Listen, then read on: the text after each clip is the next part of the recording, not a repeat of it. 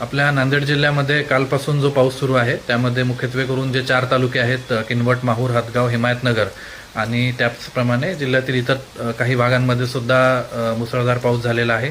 26 मंडळांमध्ये अतिवृष्टी झाल्याचं आपल्याला सकाळी आकडेवारी प्राप्त झालेली आहे. त्या अनुषंगानं काल रात्रीपासूनच बचावकार्य व मदत कार्य ज्या ठिकाणी आवश्यक आहे त्या ठिकाणी सुरू करण्यात आलेलं आहे. कुठेही कुठलीही जीवितहानी किंवा कुणी जखमी होण्याची घटना घडलेली नाही.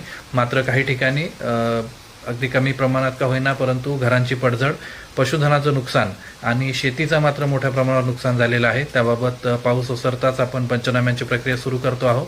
या अनुषंगानं सर्व जिल्हावासियांना जिल्हा प्रशासनातर्फे माझं आवाहन राहील की आपण धोकादायक असणाऱ्या परिस्थितीमध्ये जाऊ नये. विशेषतः जिथं जलप्रवाह हे आता भरलेले आहेत आणि ते वेगानं वाहत आहेत अशा ठिकाणी कोणीही जाऊ नये.